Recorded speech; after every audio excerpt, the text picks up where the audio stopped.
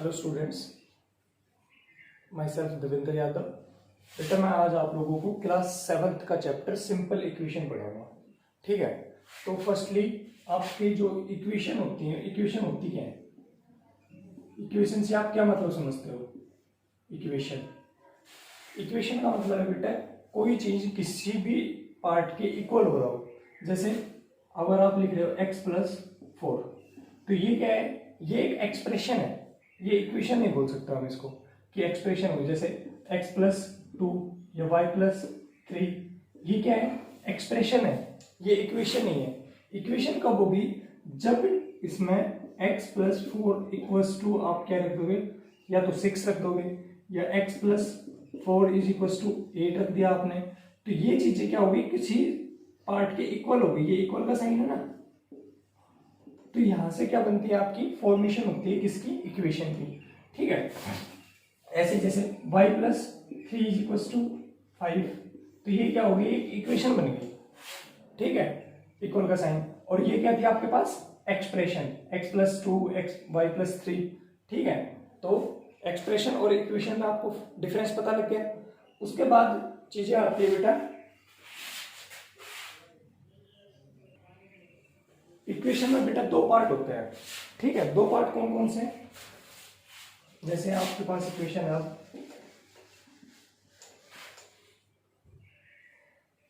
x+4 = 8। ठीक है, अब एक पार्ट हो बेटा ये, एक हुआ ये, तो इसमें जो ये अपने लेफ्ट हैंड साइड पे है और ये आपके राइट हैंड साइड पे है, तो ये होता है बेटा लेफ्ट हैंड साइड, और ये आपकी होती है RHS, मतलब right hand side, left hand side. ठीक है, दो पार्ट हो गए। अब ये दोनों पार्ट ये एक इक्वल साइन से क्या है? इक्वेट कर रखे हैं, इन्होंने इक्वल कर रखे हैं, तब आपकी क्या बन गई है? इक्वेशन। आपको पता था कि सर आपने बताया था अभी x+4 ओनली रहेगा, तो ये क्या रहेगी? एक एक्सप्रेशन। ये हो गया। ठीक है, अब ऐसे ही जैसे 2x+3 = 4y+3, ये भी क्या है? इक्वेशन है, क्योंकि लेफ्ट हैंड साइड आपने इक्वल कर रखी है राइट हैंड साइड पे। ठीक है, पर लेकिन आप देख रहे हो बेटा कि कोई x आ रहा है कहीं पे y आ रहा है। अगर जैसे हम एक और लिखें इक्वेशन, तो 3z + y = 4p + q, ये भी इक्वेशन होगी। क्यों सर? कोई राइट हैंड साइड पार्ट किसके इक्वल कर दिया हमने? लेफ्ट हैंड साइड के, तो ये इक्वेशन फॉर्म होगी। पर लेकिन अब यहाँ पे जो ये x है, y है, x है, p है, y है, z है, q है, x है, ये सब क्या है? ये आपके बेटा सारे के सारे क्या है? वेरिएबल है। वेरिएबल का क्या मतलब समझते हो आप? कि ये चीजें क्या हो जाएंगी? आपकी चेंज हो जाएंगी किसी के साथ। ठीक है, लेकिन पर आपका ये जो पार्ट है 3 8 4 2 3 4 4 3 8 4, ये सारी चीजें क्या है? कांस्टेंट है, मतलब इनकी वैल्यू आपने क्या कर दी? फिक्स कर दी। ठीक है, इसमें भी ये क्या होगा बेटा? लेफ्ट हैंड, ये पूरा पार्ट क्या होगा? लेफ्ट हैंड साइड, और ये क्या हो गया आपका? Right hand side. तो आपको वेरिएबल में और कांस्टेंट में पता लगे वेरिएबल कौन कौन से हैं। यहाँ पे x, ऊपर वाले इक्वेशन में z, y, p, q, y, x तो लिख दिया आपने, बस y लिख दी। तो ये सारे क्या है बेटा? आपकी जो भी बोर्ड पे इक्वेशन लिखी हुई है उन सारों के वेरिएबल है ये। और ये आपके जो 8 हुआ, 4 हुआ, 3 हुआ, 4 हुआ, 2 हुआ, ये सारे आपके क्या है?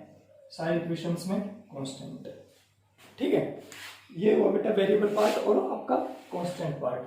इसके बाद चीजें आती हैं आपकी, ये पहला मतलब कि आपको पता लगे कि इक्वेशन क्या होती है।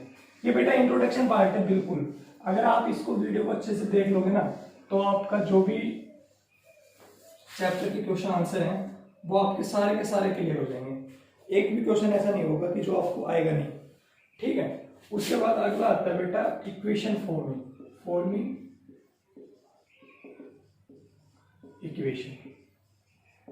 अब इक्वेशन फॉर्म करनी है आपको, तो इक्वेशन फॉर्मिंग कैसे होती है आपकी, ठीक है। इक्वेशन फॉर्मिंग होती है बेटा, पहले सबसे पहले जैसे आपकी क्वेश्चन में दे देगा सम ऑफ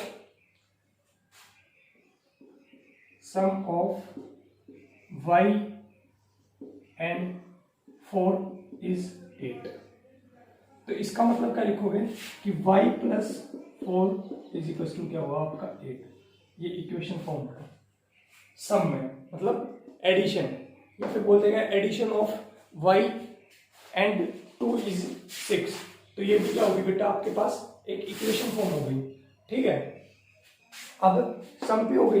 अगर जैसे आपको बोला जाए कि बेटा सम ऑफ x प्लस 2 इज 4, आपको ये कमेंट में लिख के बताना है कि आपका क्या रिप्लाई होगा, मतलब कमेंट करके बताना है आपको सब बच्चों को, ठीक है। उसके बाद होता है बेटा डिफरेंस। ये तो हो गया सम का पार्ट। अगला आता है बेटा डिफरेंस का। अब डिफरेंस में क्या होता है, डिफरेंस में भी यही होता है, difference of y and 4 is 8। तो इसका मतलब क्या हो गया y minus 4 is equal to 8। तो ये भी क्या बन गई आपकी इक्वेशन फॉर्म हो गई ना। उसके बाद आपका बेटा डिफरेंस ऑफ में ही एक आता है टेकन अवे। जैसे सम ऑफ में एडिशन आ गया, सम आ गया, difference of y and 4 is 8। अब अगर आपको बोल दिया जाए कि जैसे इक्वेशन बोल दी जाए आपको 2 is taken away from y then value is equal to 8। तो 2 is taken away from y, तो y minus 2 then value is 8। मतलब वो आपको कैसे भी घुमा सकता है, पर लेकिन आपको इक्वेशन फॉर्म करनी है। जैसे टेकन अवे आ गया तो आपने माइनस करना है y में से, या जो भी वेरिएबल होगा आपका उसमें से माइनस करना है। या जैसे x बोल देगा, या z बोल देगा, या p बोल देगा, क्या बोल देगा, कुछ भी बोल देगा, आपको जो भी एक्सप्रेशन बोलेगा, जो भी वेरिएबल बोलेगा उसमें से 2 माइनस टेकन अवे, मतलब निकाल लिया उसमें।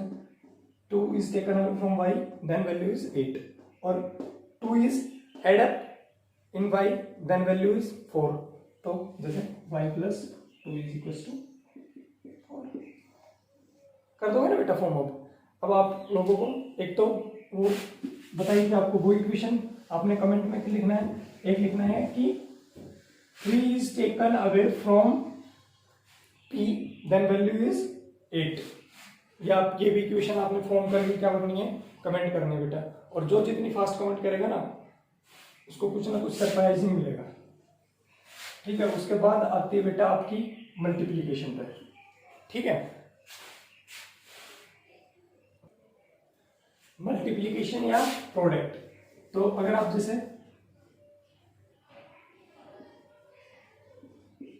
प्रोडक्ट का मतलब क्या होता है बेटा मल्टीप्लाई। तो प्रोडक्ट ऑफ x या multiply of x by 4 then value is equal to 24। तो मीन्स क्या होगी, इक्वेशन फॉर्म होगी आपकी 4x इज इक्वल टू 24, ठीक है। या 4 times of y, 4 times of y is equal to 16। या फिर 2 times of x is equal to 4, ठीक है। अब इसको भी बोल सकते हैं जैसे double of x। Double means क्या होता है बेटा 2 टाइम्स, या ट्वाइस बोल सकता है। ट्वाइस भी क्या होता है बेटा 2 टाइम्स, या थ्राइस बोल सकता है। थ्राइस भी क्या होता है बेटा 3 टाइम्स, ठीक है। ये सब चीजें आपकी क्या होंगी, प्रोडक्ट में होंगी। तो यहां से भी इक्वेशन फॉर्म होगी। अब यहां से भी आपको इक्वेशन फॉर्म करके बताएंगे thrice of x is equal to 9।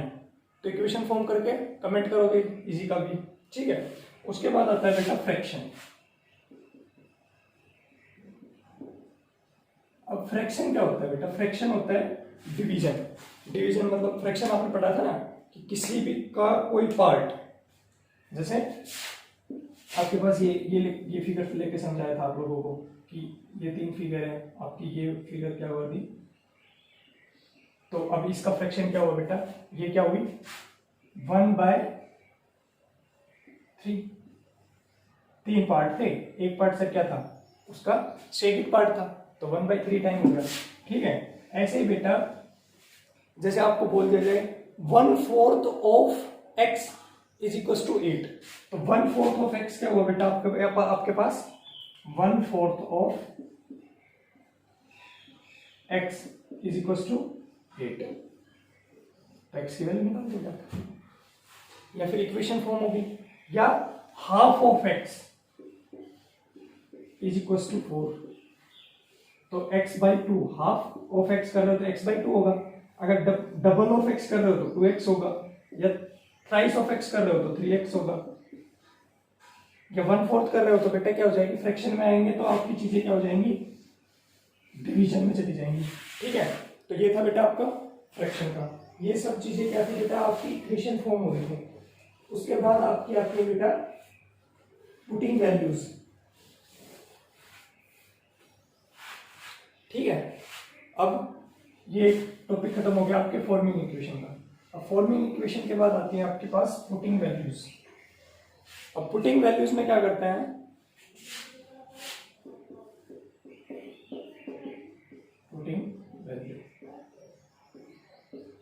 अब इसमें क्या होता है बेटा, जैसे आपके पास इक्वेशन दे रखी है x + 2 = 6, तो अब यहाँ पे आपको क्या करना है बेटा, x की वैल्यू पुट करनी है। तो अब यहाँ पे आप x की वैल्यू क्या पुट करोगे बेटा, आपको बोल दिया जाए कि x की वैल्यू यहाँ पे 2 पुट करो, तो आप क्या करोगे 2 पुट किया जाए, x = 2 दे रखा है, ये आपने पुट करना, तो आपने 2 पुट किया, 2 + 2 = 6, तो 4 = 6। तो आप क्या कहोगे कि सर x की वैल्यू अगर 2 पुट कर रहे हैं तो लेफ्ट हैंड साइड क्या हुआ part right hand side part के इक्वल नहीं हुआ, तो यहाँ पे x की वैल्यू 2 नहीं हो सकती है। अब आपको बोल दिया जाए कि x की वैल्यू 3 पुट करो भाई, x = 3, आपने क्या किया, x की जगह 3 रखा, 3 + 2 = 6, तो 5 = 6। तो आपने बोला कि सर यहाँ पे भी left hand side not equal to हो रही है राइट हैंड साइड में, तो x की वैल्यू 3 भी नहीं है। फिर आपको बोल दिया जाए कि भाई x की वैल्यू 4 पुट करो, तो x = 4। अब आपने 4 रखा तो आपकी इक्वेशन फॉर्म हुई x + 2 = 6, तो 4 + 2 = 6, तो 6 = 6। हाँ सर यहाँ पे क्या हो गया, राइट हैंड साइड इक्वल हो गई, sorry left hand side equal हो गई किसके, राइट हैंड साइड। ठीक है, तो आप बोल दोगे कि सर x = 4 क्या है, आपकी इक्वेशन को क्या कर रहा है, सेटिस्फाई कर रहा है। ठीक है, पुटिंग वैल्यू पुट कर करके देखनी है आपको। ऐसे ही जैसे बेटा आपको और दे दी जाए एग्जांपल,